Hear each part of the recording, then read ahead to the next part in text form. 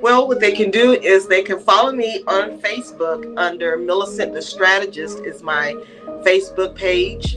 And they can also email me at info@milicentdriver.com. And they can leave their information, their name, everything. And I will give them a personal call. And then I will invite them to my private Facebook group. And we would just talk because we want to see what is it that what they're looking for and what they need to see if the program is a good fit for them. But the main thing is to really reach me at Milicent the Strategist on Facebook. Now I also have it where you can reach me on my website. It's milicentthestrategist.com. And it's also a place where you can put your email and your number and everything in there, and that'll come to me through my email as well, where I'll be able to reach out to you. What's going on, everybody? Thank you for tapping into another episode of the Mindful Moneymakers podcast, where we give you all the tips, tricks, and mindset shifts you need to make if you want to live by design instead of by default. Today, I'm so excited to introduce you to another leader in the entrepreneurial space. Today, we're talking with Milicent Driver. Today, we're talking with Milicent Driver as a... It happens. It happens. It's all good. Because good thing we got an editor, right? Yes. All right. Today we're talking with another leader in the entrepreneurial space who's going to share her time, her experience, and her life with us today.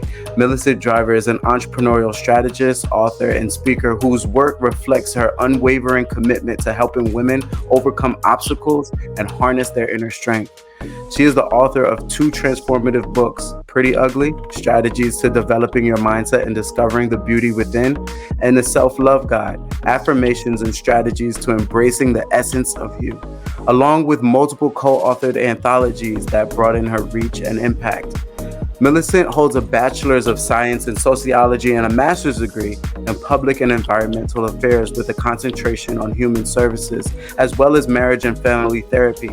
Her extensive academic background is complemented by her real-world expertise, making her a powerhouse in the realm of the entrepreneurial coaching.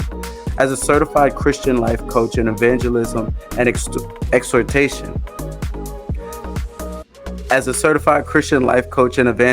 exhortation, she brings her unique faith-based dimension to her work. Recently, she received an honorary doctorate in Philosophy. Jeez Louise. Bear with me. Oh, thank God for editors. Okay. Recently, she received an honorary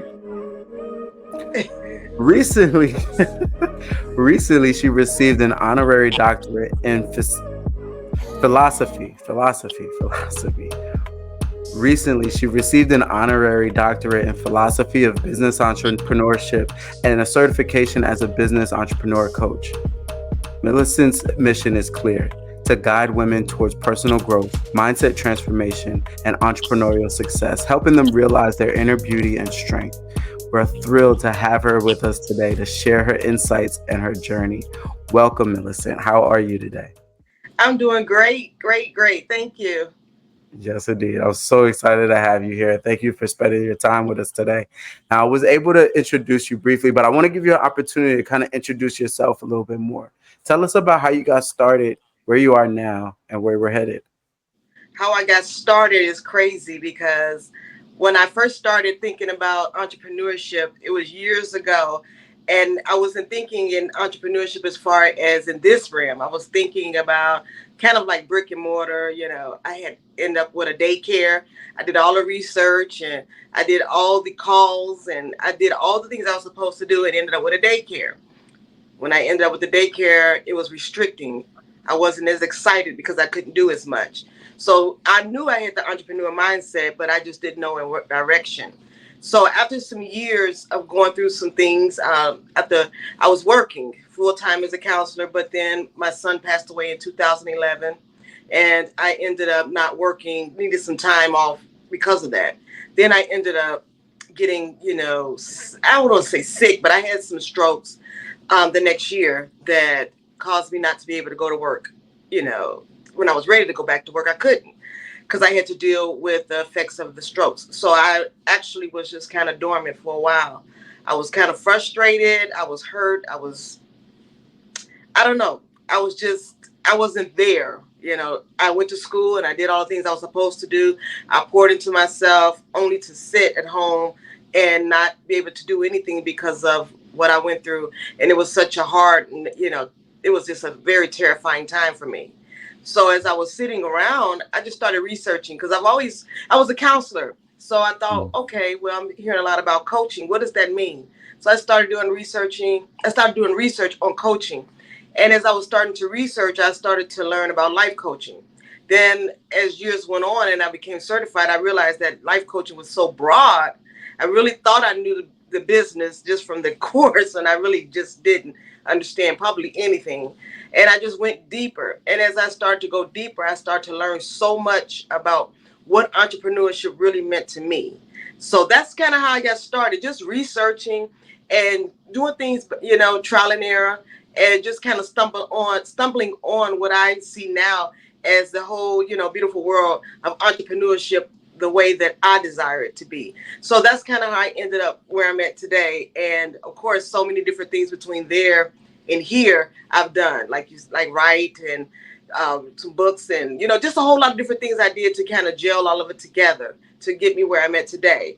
But that's the inspiration that I had from tragedy to triumph, I guess you could say. Yes, indeed. And I love to see it. So many of us, will experience some challenges, and not to take anything away from anybody, but some of us just give up. We throw our hands up and we sit in it and we stay overwhelmed and we get crushed by it. So it's always very inspirational to see somebody who takes the challenges of life and makes some lemonade, and turns around and helps other people. I love to connect. I love to help the helpers, right, is what I always say. So I'm super excited to have this conversation. I want to talk about your book. So your book's Pretty Ugly and the Self-Love Guide. They offer some transformative insights, right? Yes. What inspired you to write these books? Well, when I thought about Pretty Ugly, I really was thinking about myself as a young girl, very young. I'm talking about probably 4 years old when I started to realize what kind of like what self-esteem means. And the crazy thing about it is that when I was talking to someone about low self-esteem, and I told them how old I was when I first realized it, they pretty much told me that I was too young to even know what that was. And I'm Mhm. here to say that you don't say that when someone can clearly tell you their story, even at 4 years old. So at 4 years old, I had, I dealt with a lot of things as far as my self esteem. Not exactly sure. I'm not exactly sure where that stemmed from, but I remember the feeling of that, and I remember the crying spells. I remember feeling like I didn't belong. I'll be in a group of other little kids, even at daycare or preschool, and I would separate myself because I felt like I just didn't fit in. I felt like I didn't look as pretty as the other little girls, or and it's crazy how that affects a person's mind. So I never would tell a young person that no, they didn't experience that because they didn't know what it was. I wouldn't do that to them. I would, embrace them where they are. So going through that, I went through that for years in school, being teased and being picked on, which all kids do. That's what kids do. They pick on each other. But at that particular time in my life, because it happened so early on, I didn't understand that it was happening to, everyone. I just know that I felt that way. And sometimes I would feel that way in my family, cousins, and how we pick with each other when they would pick with us, or they'd pick with me. I just kind of took all of that to heart.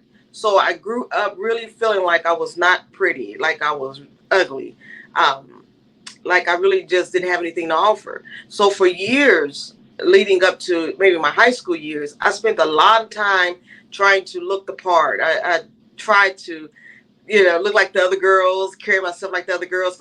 I thought that would bring me peace, and would kind of bring me happiness in my youth. Wanted to be like everybody else. So I worked so hard on those things, but I forgot to nurture. What I will say this: I didn't really understand how to nurture the inside because I was so young, but of course, that was neglected. And I focused so much on my physical that I was dying on the inside from the depression, from the anxiety, just from the low self-esteem, low confidence. I was walking in it, physically, but I didn't feel it. So when I came up with the concept of Pretty or Ugly, I thought about the fact that we can look beautiful on the outside, and we can adorn ourselves on the outside, but on the inside, we're rotting away like a apple. We're not even embracing who we are mentally, who we are spiritually, who are intellectually. All of those things play a part of who we are. So we can, of course, take care of our physical, but let's not forget the inside. And I think that's when that person, you get that total bloom of a person, to recognize that. And so many times you have so many women that that's like an aha moment, like, wow, okay, to do it, but you really don't do it, or you heard to do it, to embrace yourself on the inside. It's like a cliche, everybody's saying it, but when you really start to pay attention to those things, then you start to realize what's missing inside, and that we haven't nurtured our inner being. Yes, indeed. And that's powerful stuff. That's powerful things for people to take away, to know that there is value in your being, and you do deserve to take up space, and you do deserve to be here and to share and benefit and, trade energies with everybody around you, that nobody is out of that loop, out of that connection, or undeserving, I should say, of that those type of relationships. Now, as an author myself, right, I know that there's some challenges to actually getting your book, especially, sometimes when it's your first book, right? A lot of people have a lot of resistance. I know I did. I know that I felt that nobody wanted to hear my story if I don't have 18 mansions and 34 Ferraris. Yeah. Yeah. So there was some hiccups in my writing challenge. I want to know, how do you approach your writing process, and what challenges did you have to face and overcome to get your books published?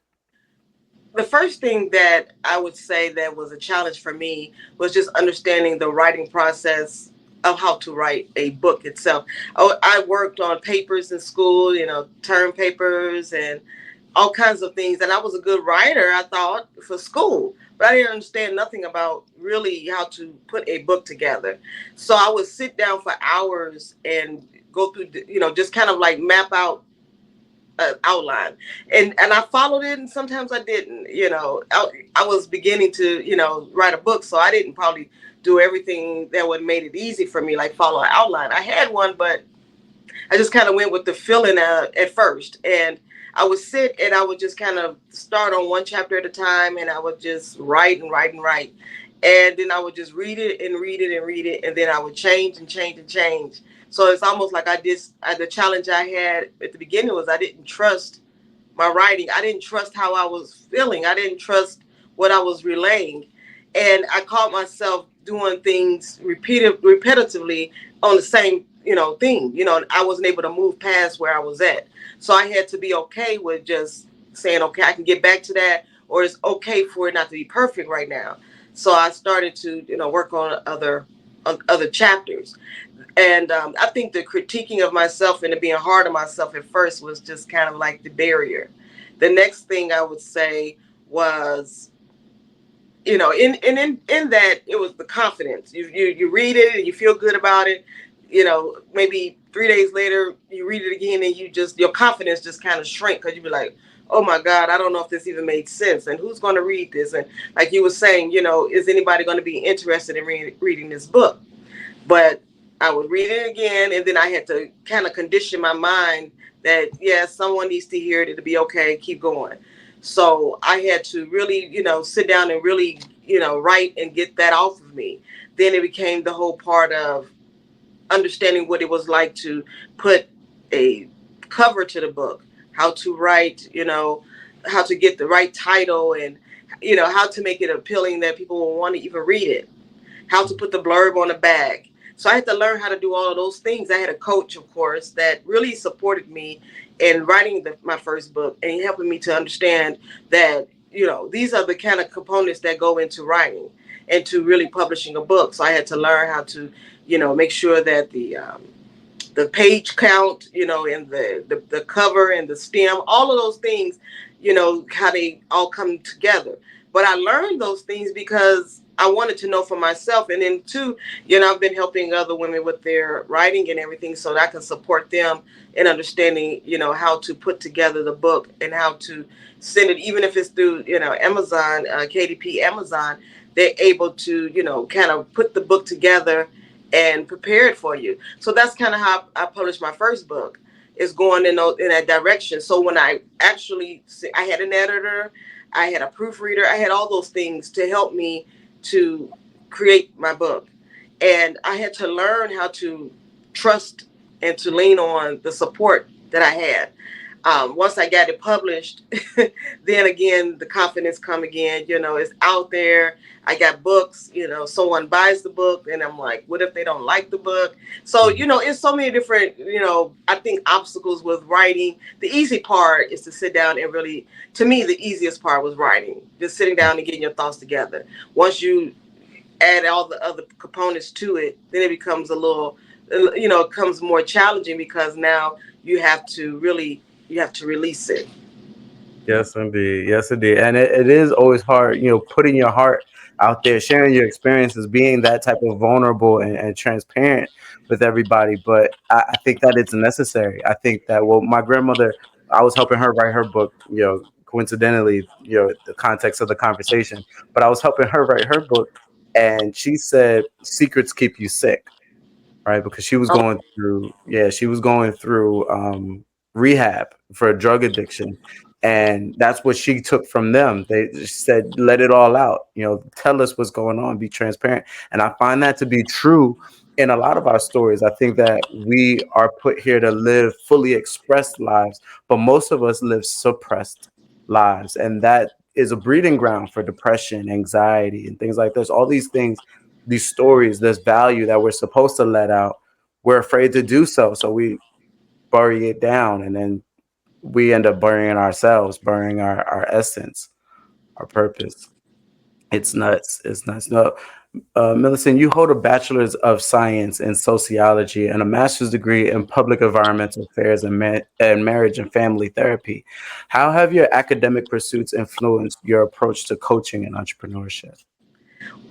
well, sociology, social ills and norms, and human services and public and environmental affairs, all of those things, and even with the marriage and family therapy, it to me it's all about people. It's all about supporting people, helping people, uh, being there for people, to encourage people and to support them in living their best life.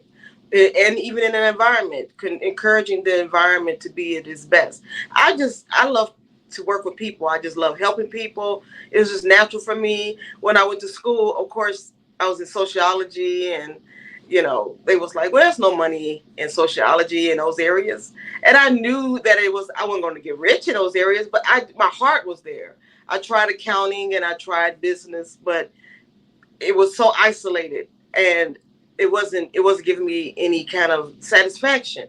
So I went where my heart was, and that was in sociology, in the I say counseling world and human services, and really working in those areas. Even though I did work in local government, it was kind of different in that sense, but it still was about the people, because it was still working like in an elected office, supporting whoever we was working for, whoever at that time was in office, supporting the needs of the community. So everything that I have done in school has always revolved around helping people, helping the needs of the people or the community. And that's where, like I said, that's where my heart is. And I see how it ties into coaching, because now, me going through the um, journey of entrepreneurship, even the journey of how I had to develop my mindset, how I had to develop that confidence, and had to develop that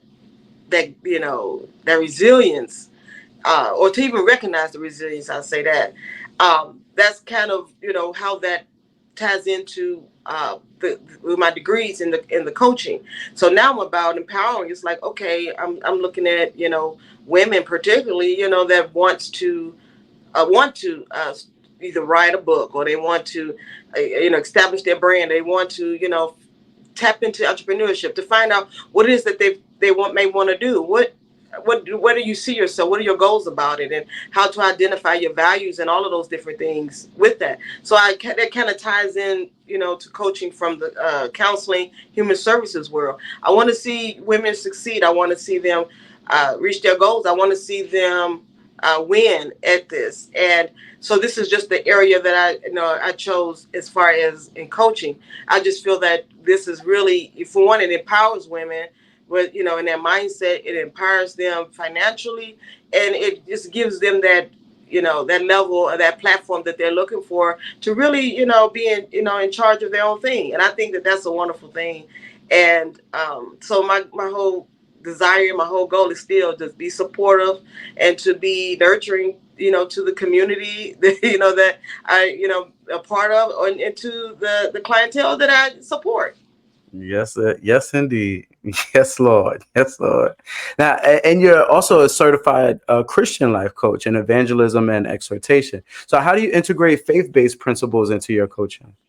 Well, with that, how I do with coaching, that's of course, I work with, I work with people. So everyone may not be a Christian. They may not have those values. So I don't discriminate in that essence. But if I'm having a conversation with someone, even, in talking, about their goals, and if we're talking, spiritually, I'm going to encourage them spiritually. We may talk about a few scriptures of faith and few scriptures that would help along the journey of substance, to help them stay focused, to help them stay encouraged, to help them build that foundation.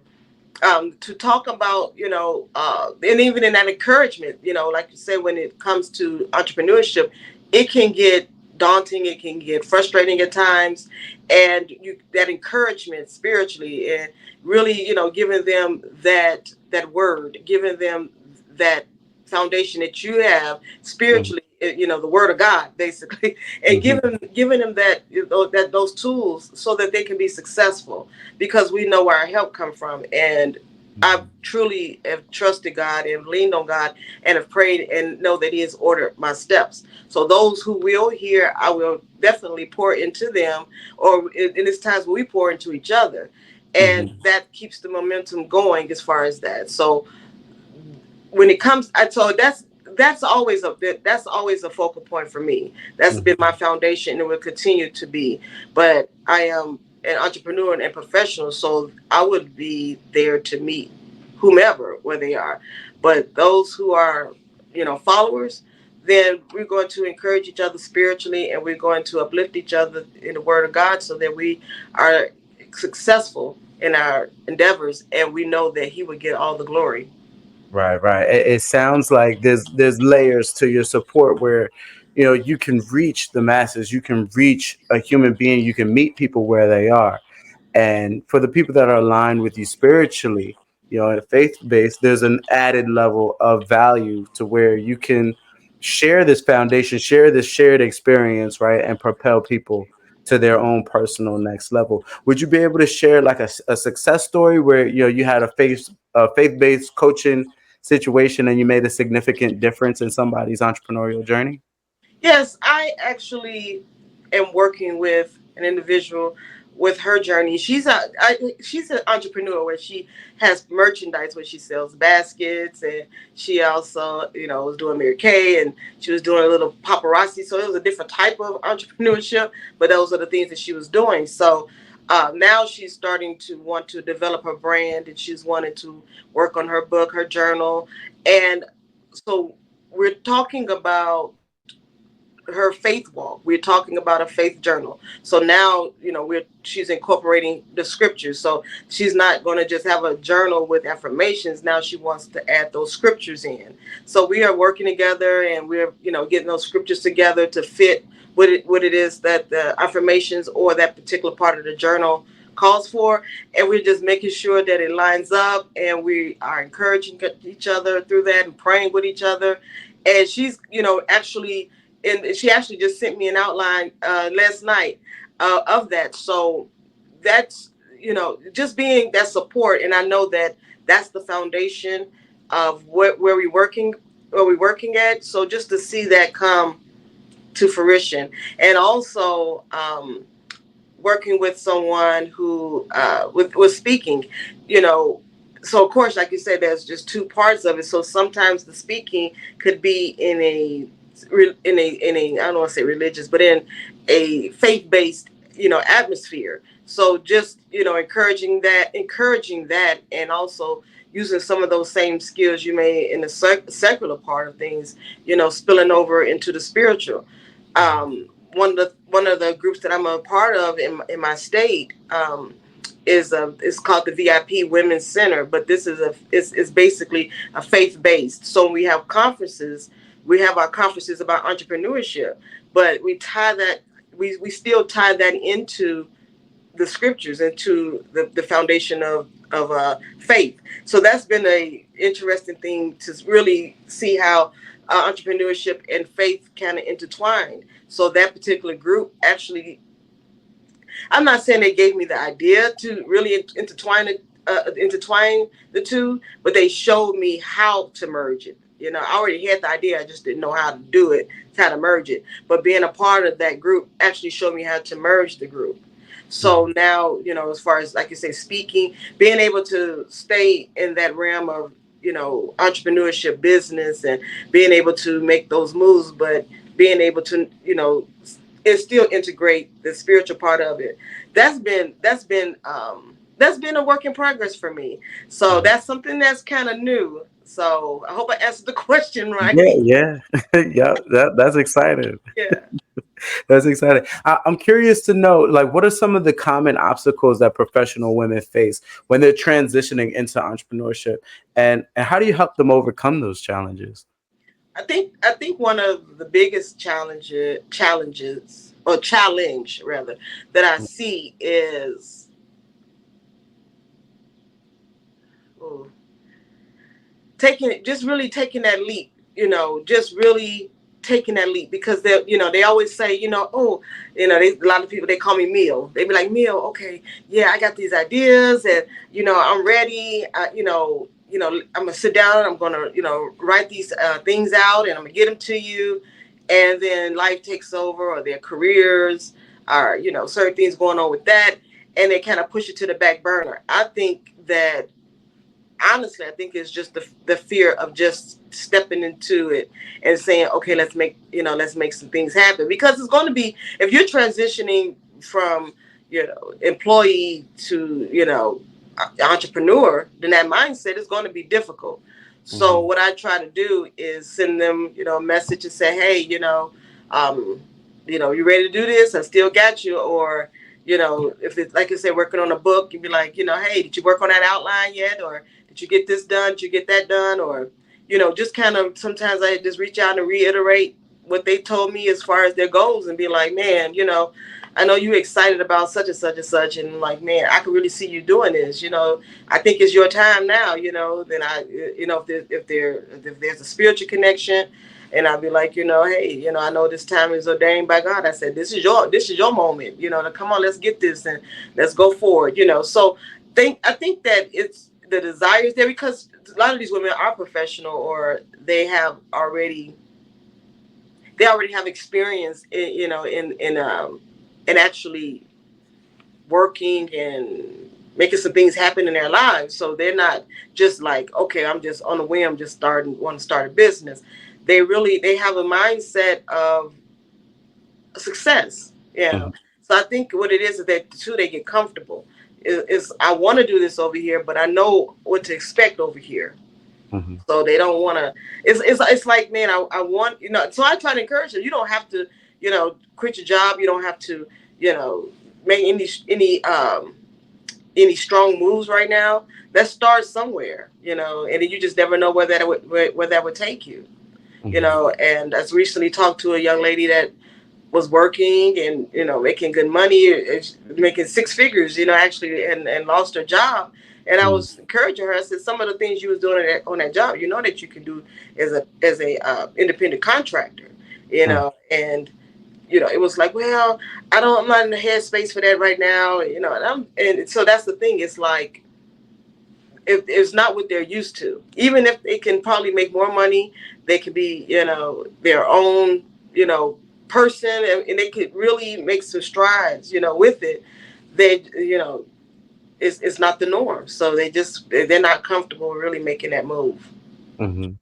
And I find that, that support, I guess it's both, it's undervalued and very necessary, right? Yes. The client that I just got off the phone with right now was, talking about how her family, her friends, her close inner circle doesn't see the vision. They don't, so if you're coming from a six-figure job, right, and you want to move into entrepreneurship, a lot of the support, the people you would look to for support don't even understand why you're making that move in the So, place. yeah. They want to be nice, they want to be, supportive, but I think that a lot of us, we're looking to people to give us things that they don't have, which Yeah. is where I think a really good coach does come in handy.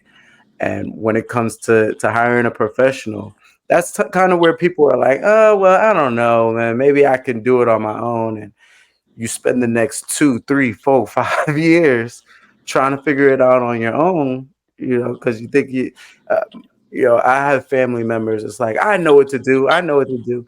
And I always tell them that, there's a difference between knowing what to do and actually doing it, right? Like there's Yeah. a lot more that goes into making the mindset shifts that you need to make in order to put yourself in action, not just action, but consistent action over time so you could see those results.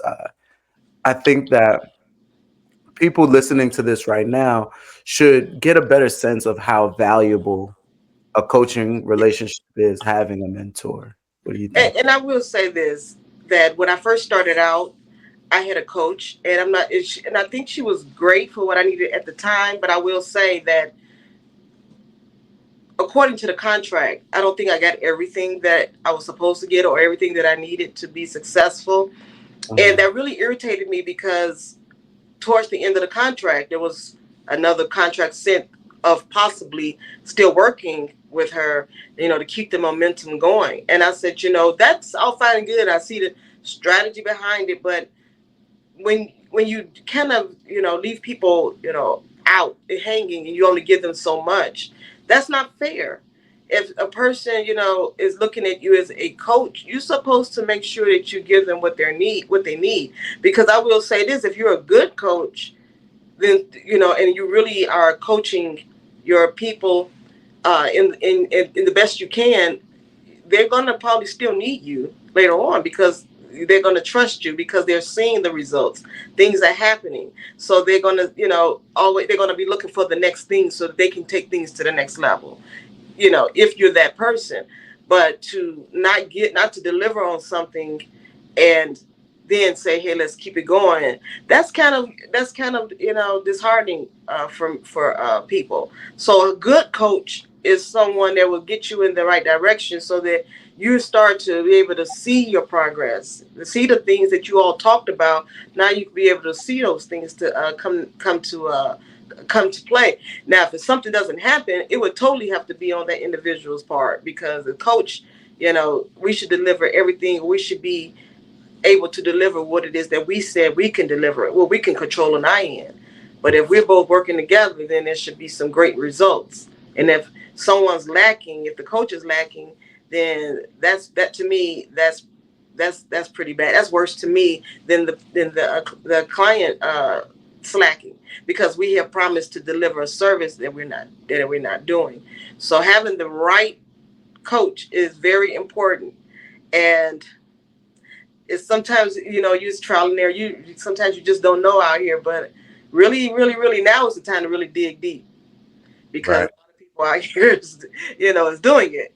But you want someone that you can gel with, that's going to be honest with you and it's going to tell you the truth, and that's Mhm. really going to get you. If they say this is what we're doing right now, this should be solid before we go on to anything else. As Mhm. solid as we can get it, so that you got that foundation.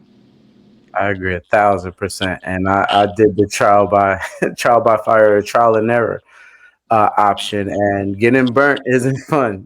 Feeling unsatisfied by a coaching situation, but at the same time, I mean, you know, we get to learn what a good coach is, what a good coaching relationship is going to look like, by going through back. You learn what you want by finding what you don't want, Yeah, right? that's true. But I hope that we can kind of inspire people to take a deeper look at the coach before they hire them, because there are some professional, there's some accolades, there's some credibility issues, but there's a whole lot of personal connection.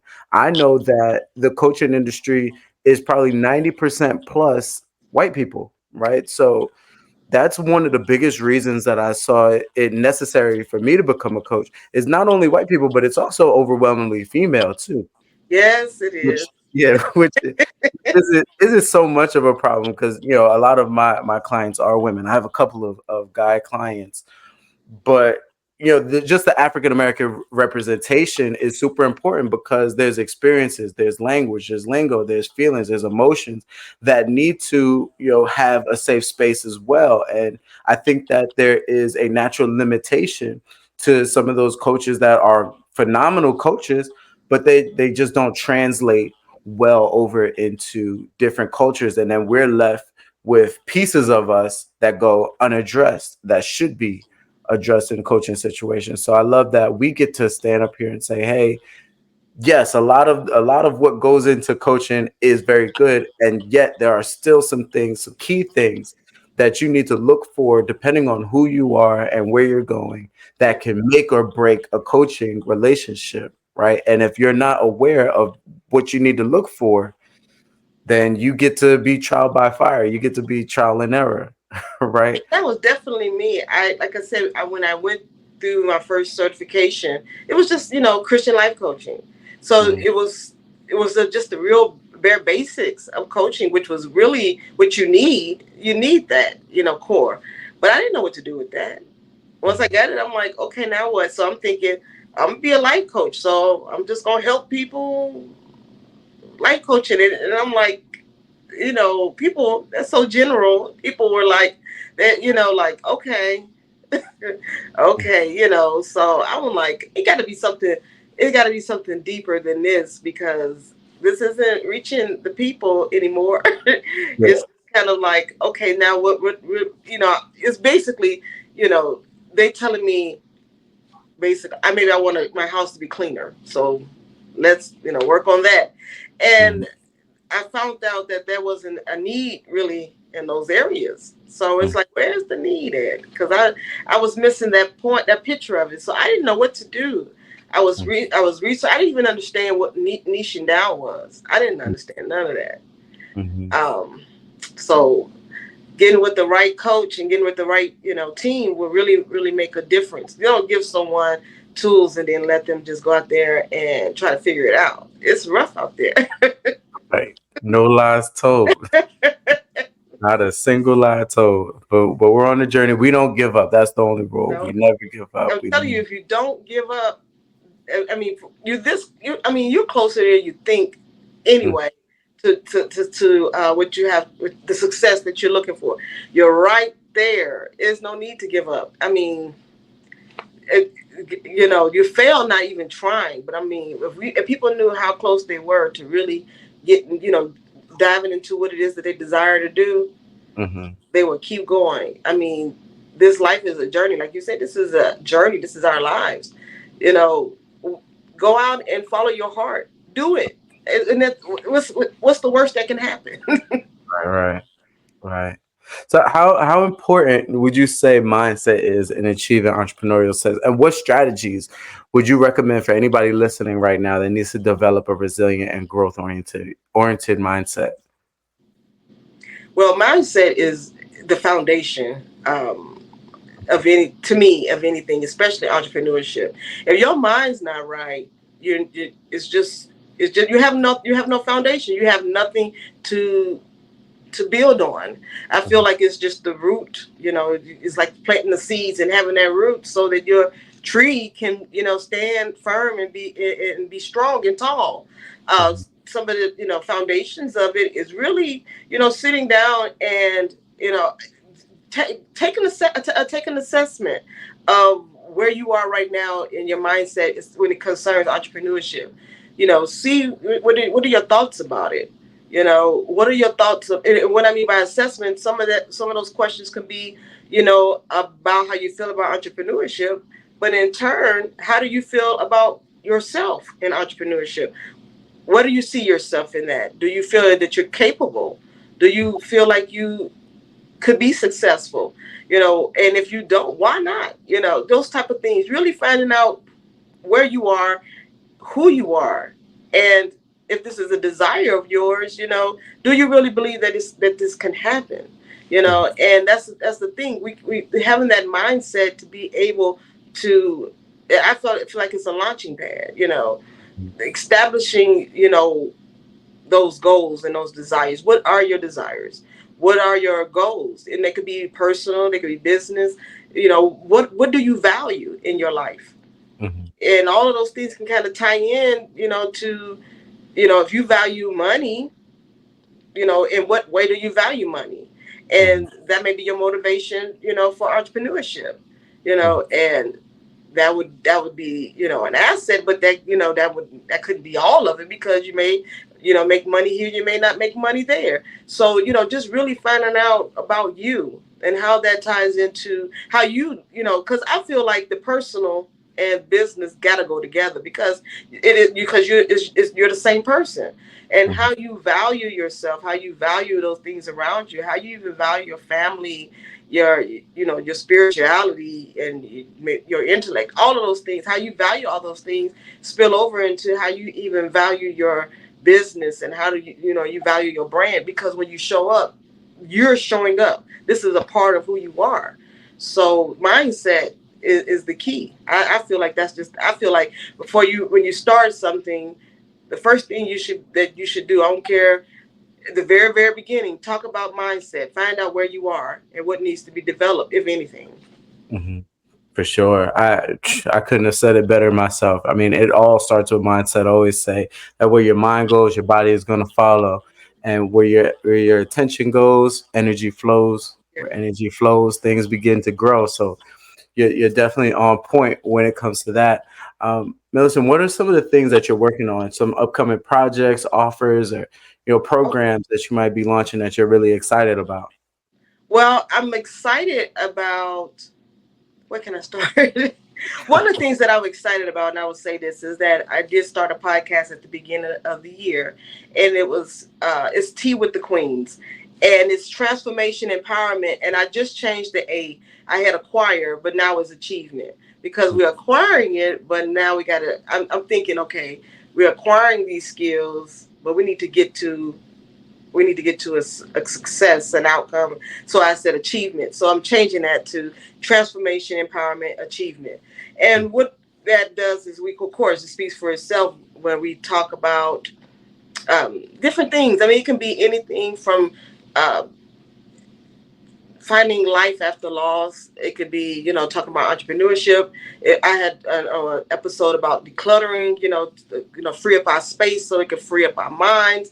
So all of those things, to empower us so that we can apply those things to not only our business but our personal lives. And then another part of it I just kind of launched for men. It's called All the King's Men. And we just kind of the same thing with men, just having given them a voice to speak and kind of share those things. And also, I've been working on speaking, so I've been having an opportunity to speak on some virtual stages and some stages in person. So that's part of me that I said this year I wanted to develop, and that's starting to happen. So I'm very happy about that. And I will say that when you have a desire to do something, you just got to put yourself out there, and that's what I did. Coach told me, you got to just step out, and you just got to go for it, and that's what I did, and I started to see the fruits of that. And so that's in the, what I say, starting in July on to the end of the year, I'll be doing a lot of speaking. And I'm also, I got one more anthology that I'm on that's going to be released in July, but within a year, I say about a year now, about a year and a half now, I think I've been on 5 anthologies. So that was another thing. I wanted to get more experience writing. I wanted to really gel with others and really get an idea of their thoughts about writing and see how to collaborate. And that's how I ended up being a part of the collaborations that I've been in, because I wanted to learn, and that's a good way to learn. Be a part of an anthology, a book collaboration, learn from other authors so that you can, in turn, get better at your craft. So my next stop is to work on another book of my own. Um, So it's been a journey, and I also have a coaching program, and it's basically what I was saying is we're talking about the mindset of the entrepreneur woman, and we're going to talk about the mindset. We're going to get into understanding what our values, our goals are, then start getting into the values and the goals of the business, niching down what that is, and then kind of going into the steps to just establish yourself in the basics of your brand enough to get started to jumpstart your business. And after that, if there is more needed, then we dive into that. But we want to make sure that we have a good launching pad to launch our businesses where we know what our name is. We have the logos, we have our websites, we have the graphics that we need once we establish what it is. And once, of course, that mindset is right, let's get this going. Because sometimes if you give them a product, that they can see, it empowers them to keep going. So that's what the program is, and it's a beginning program for entrepreneur women, but it's very effective, and I don't make it real long and drawn out. I want to get to the basics so that they have the tools they need in order to build from that point and to go into their business. And of course, I don't leave them hanging. I'll be there to support them along the way. And I did a master class in December, but I'll probably be doing another master class, and it was on the confidence building of the entrepreneur woman. I actually had men that joined the class as well, so it was a lot of fun. And I have a book, an ebook, and it's the Entrepreneur Woman, and it just really gives a summary of what that means to have the mindset of an entrepreneur woman, especially in the beginning. It talks about the beginning thoughts of entrepreneurship. It talks about how to get started as far as the mindset, and it also gives tools and techniques on how to continue. So that is something that I'm giving away for free, and it will get the juices flowing and get the wheels to spinning about having the confidence to really step out and just do this thing and give it a try. No, it's nothing to it but to do it. What can you lose? Even if you just take the time out to read it. Ain't nothing to lose. That's the thing. It I hope I sounds summed all that up. Yeah, it sounds like you're a buffet of value. Like you can't lose. You can't lose with this one. No, I'm telling you, and with, like I said, the right coach and the right person in your ear, like was in my ear, just kind of pushed me. I didn't want I was afraid. I had the doubts and everything, and then I was like, you know what?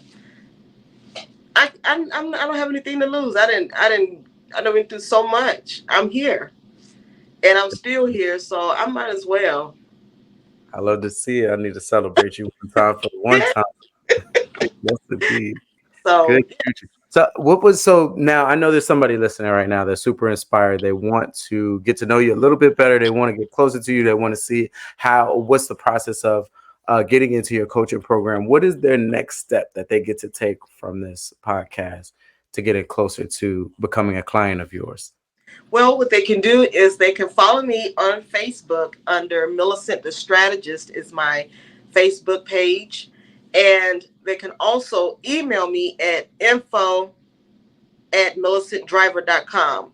And they can leave their information, their name, everything. And I will give them a personal call. And then I will invite them to my private Facebook group. And we would just talk because we want to see what is it that what they're looking for and what they need to see if the program is a good fit for them. But the main thing is to really reach me at Milicent the Strategist on Facebook. Now I also have it where you can reach me on my website. It's milicentthestrategist.com. And it's also a place where you can put your email and your number and everything in there, and that'll come to me through my email as well, where I'll be able to reach out to you. And also on my website, you'll be able to kind of read a little bit about me, see some of the books that I've been a part of and that I've written, just kind of a summary of who Milicent is. And but I am very reachable, so it's one, if you give me your number, if you give me your email, or in that sense, then I'm going to make sure that I interact with you. I want to make sure that you get the ebook, the Womanpreneur ebook. I think that would be very interesting to read. It's colorful, it's fun. I will make sure you get that. And also, I would make sure that we would have enough time to really just talk. No pressure at all. No pressure at all. But really just see where you are, what you're trying to do, and what your needs are. Mhm. And if it is a good fit, then I will support you is the best way that I can with my program.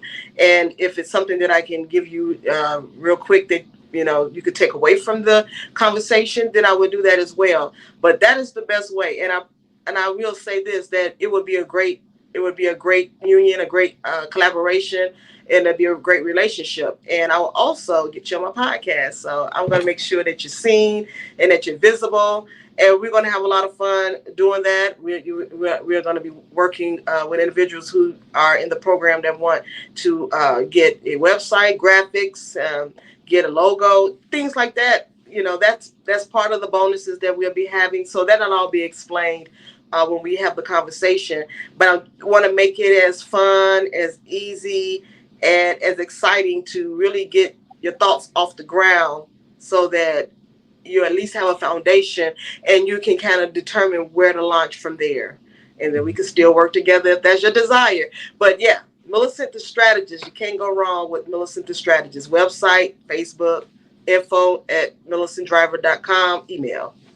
Can't go wrong. Let's make it happen. I've been so excited. This has been such a great conversation. I'm so grateful that we had the opportunity to spend this time. I got one more question for you, Millicent. Ready? Because Yes. I like to end off with something actionable. I want people to take something from this podcast. They've spent 50 minutes with us so far. So I want to give them an actionable step that they can do right now. So the question is, what is one thing that anybody listening right now can start to do to live a little bit more by design and less by default? Be intentional, be fearless, and be willing. Be confident in your thoughts and your desires. A lot of times we sit in our thoughts, we sit in our desires, and we keep them to ourselves because sometimes we don't even believe in ourselves that we those things can happen. But be fearless. Just don't box yourself in. Mhm. Live by design. Create that atmosphere that you're looking for. Create paint that canvas that you're desiring. Don't just live by default. Don't just live just because. We're given this opportunity to live, and we're given this opportunity to live these days, and make them count, but make them count according to what's in your heart and what is your desire. It's a song that I was listening to the other day, and it was by Men of Standard, and it trusting God, and it talks about tomorrow's sun lets you know your life's not done. So Mhm. each day that you wake up, that's an opportunity to say, hey, I got something to do. I got something that I can, reach for. I got something that I can be fearless about. So don't just think that you just got to live this life out. We live this life out on purpose, unapologetic. Mhm. Design your own space. Create your own story. Be fearless. And if you're afraid, talk to somebody about your fears, and prayerfully they'll tell you, okay, now get up and keep going. We're all afraid out here. It's all intimidating out here. We all can get nervous, but I tell you, if you look at it and you say, hey, I may be nervous, but I'm about to go out here and have me some fun with this thing, I'm telling you, the outlook will be different, and your journey will look a whole lot different than you can even imagine. But you can't understand and see the journey until you start. So that's my suggestion. Get up, do something, live by design. Yes, indeed. You heard it here first. You better talk to Millicent Driver, the strategist. You can't go wrong. You already know. Indeed. Thank you so much. I'm celebrating you again. Oh, Yes, this has been I so enjoy. much fun. There's so much value has been jam packed into this conversation. If you're listening right now, don't be afraid to re-listen and re-listen and re-listen. And please do not hesitate to click the links below. Get in contact with Millicent. She's going to change your life forever. That's a guarantee. We have stamped it. Yes, indeed. Millicent, thank you again for for spending that time with us today. Thank you for having me. I really had a good time, and just felt it's humbling and it's an honor when someone allows you to be a part of their platform. So I thank you, and I look forward to what is in store for us because I know that is something. So Yes, it's the beginning of a beautiful story. A beautiful, beautiful story. Yes, indeed. And to everybody listening, as always, love, be well, and don't forget to have the guts to follow your guts. Peace.